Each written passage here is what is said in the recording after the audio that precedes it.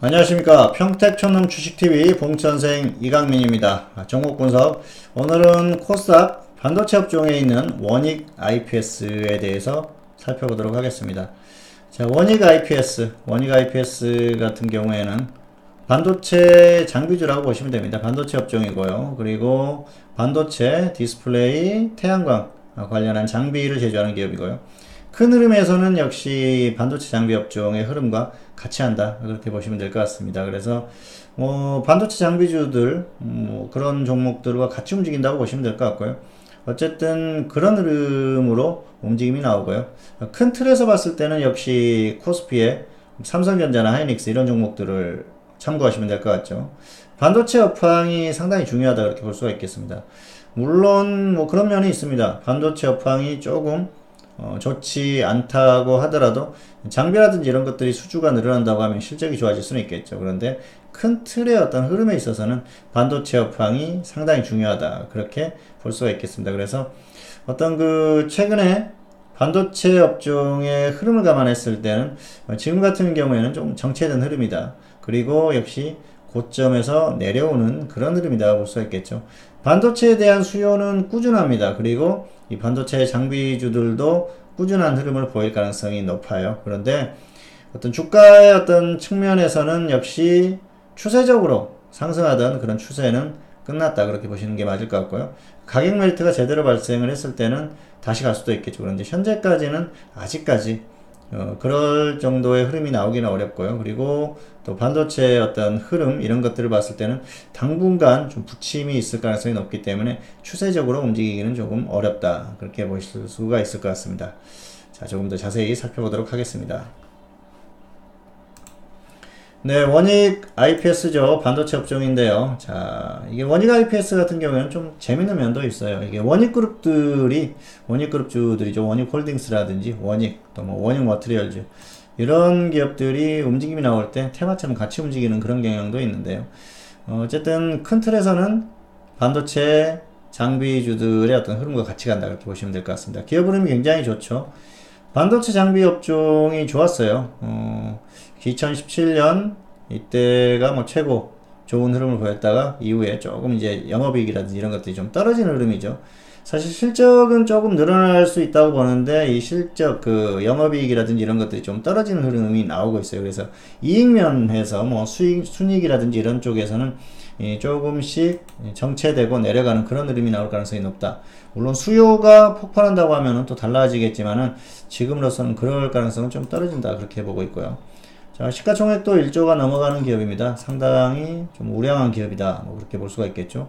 기업의 흐름도 실제로 좋고요. 그리고 지금까지 추세도 괜찮습니다. 그리고 당분간 특별히 크게 나빠질 일은 없다고 봅니다. 다만 이제 기업의 어떤 흐름이나 이런 것들, 실적 이런 것들이 고점에서 내려오는 그런 흐름이다 보시면 될 것 같고요. 자, 주가의 흐름을 한번 보실까요? 반도체 장비주들이 2016년, 2017년 이때 흐름이 굉장히 좋았습니다. 그래서 당시에 이 원익 IPS도 굉장히 흐름이 좋았었죠. 반도체 장비 업종의 어떤 흐름. 자, 반도체를 한번 보실까요?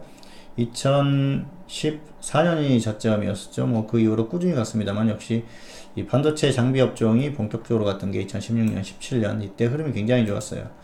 자, 유니테스트 이런 기업들 2016년부터 엄청나게 갔었죠. 그 이전에도 흐름이 나왔었고요.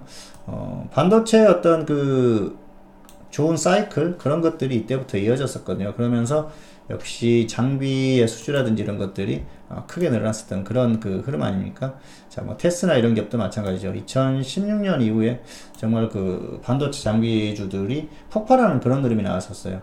그렇기 때문에 이제 지금 흐름 같은 경우에는 좀 추세적으로 좀 꺾이는 흐름이지 않습니까? 많이 꺾였어요. 그럼에도 불구하고 이게 어떤 향후의 전망에 있어서 그렇게 아주 긍정적이지는 않기 때문에 확실하게 반등이 나오기는 좀 어려운 흐름이 지속되고 있다는 것이죠. 자, 유니테스트나 최근에 반도체 장비주들이 좋았었어요. 자, 유니테스트 같은 경우에는 흐름이 테스트보다 훨씬 좋았었죠. 원익 IPS를 한번 보실까요?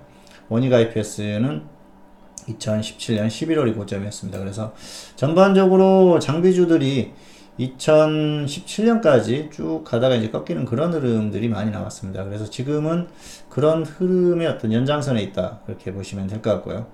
자, 반도체 장비주들의 어떤 큰 흐름은 한 번은 끝났다고 봅니다. 그래서 이런 것들을 흐름을 깰 수 있는, 또 추세적으로 갈 수 있는 그런 흐름이 나와야 되는데요. 반도체 쪽의 전망이 그렇게 아주 밝지는 않습니다. 지금 같은 경우에는 역시 그 슈퍼사이클이 끝나가는 흐름, 그리고 뭐 이제 중국이나 이런 기업들의 뭐 장비 수주 뭐 이런 얘기도 있습니다만, 어쨌든 뭐 그런 부분이 있다고 하더라도 전반적인 그 업황 자체가 좋아야 되거든요. 그런데 사실 그동안 증설을 계획했던 것들도 좀 그런 것들을 줄이는 그런 흐름이지 않습니까? 그런 부분을 봤을 때는 역시 현재 상태가 그렇게 아주 매우 긍정적인 그런 흐름은 아니다 볼 수가 있겠고요. 자, 기업의 흐름들은 괜찮습니다. 이 반도체 장비주들이 아직까지도 괜찮은 흐름이 나오고 있고요. 크게 꺾일 만한 흐름이 없어요. 그렇기 때문에 가격 멜트가 발생을 하면은 반등이 나옵니다. 지수가 반등할 때 같이 또 반등하는 그런 흐름들이 나와요.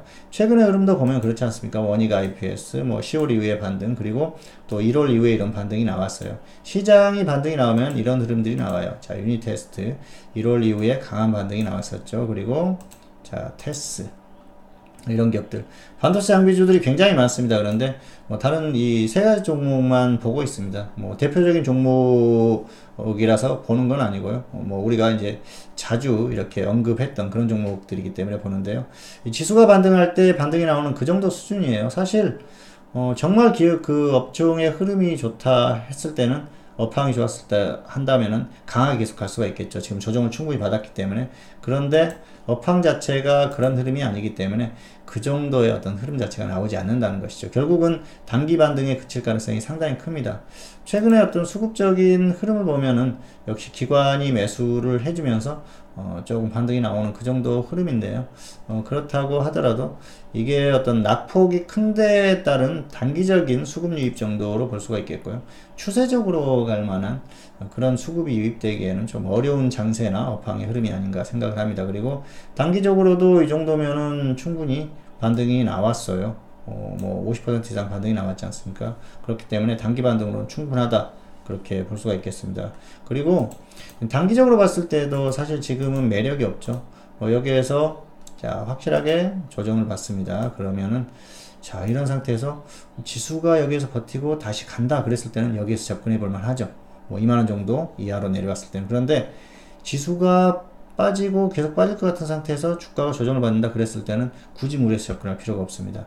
이게 혼자서 갈 수 있는 어떤 업황의 흐름이나 또 기업의 흐름이 아니기 때문에 무리할 필요가 없다는 것이죠. 지금은 지수의 흐름에 따라서 움직임이 나올 가능성이 높기 때문에 굳이 무리하지 말자, 그렇게 설명을 드리겠습니다. 자, 반도체 장비 업종들 같은 경우에는 큰 흐름은 한번 끝났다, 그렇게 말씀을 드렸습니다. 자, 반도체 업종 자체가 그렇죠. 2017년 말 이후에 조정을 받고 있습니다. 그렇기 때문에 이게 큰 틀에서의 어떤 이런 흐름들은 크게 뭐 훼손될 가능성이 떨어집니다. 그래서 당분간 추세적으로 보기는 어렵고요. 이렇게 최근처럼 낙폭이 정말 과했는데 지수가 강하게 반등이 나올 때 반등이 나오는 이런 흐름 정도는 가능하지만은 추세적인 흐름은 어렵다, 그렇게 보고 있습니다. 그래서 이 원익 IPS 같은 경우에도 단기적으로는 충분히 반등이 나왔고요. 앞에서 설명을 드렸듯이 조정을 충분히 받았을 때 지수가 다시 가준다고 하면은 거기에서 단기적으로 접근할 수는 있겠지만 추세적으로 아직까지 접근할 만한 시장의 흐름이나 업황의 어떤 개선세는 아니기 때문에 일단 당분간은 관망하시는 게 좋을 것 같습니다. 현재로서는 관망하시다가 조금 지켜보시고요. 그리고 조정을 받았을 때 지수의 흐름이나 이런 것들을 보고 접근을 할 것인지에 대한 결정을 하시는 게 좋을 것 같습니다. 일단은 향후의 어떤 흐름에 있어서는 역시 추세적으로는 좋지 않게 보는 상황이고요. 역시 이 저점을 이탈하고 다시 하락할 가능성이 높다, 그렇게 보고 있습니다. 그렇기 때문에 그런 흐름들에 대한 어떤 그 생각을, 전망을 잘 기억을 하시고 적절히 잘 대응을 하셨으면 좋겠습니다. 자, 일단 추세적으로나 단기적으로나 현재로서는 관망입니다. 그리고 조정을 제대로 받았을 때 그때 시장의 흐름을 봐서 다시 한번 어떤 결정에 대한 것을 생각을 하시면 좋을 것 같고요. 현재 예상으로는 역시 저점을 이탈하고 더 하락할 가능성이 높기 때문에 추세적으로 좀 제대로 더 크게 조정을 받을 가능성이 높기 때문에 관망을 하시는 게 역시 현재로서는 최상의 결정이 아닌가 생각을 합니다. 자, 오늘은 원익 IPS에 대해서 살펴봤습니다. 다음 시간에 또 다른 종목으로 찾아뵙도록 하겠습니다. 감사합니다.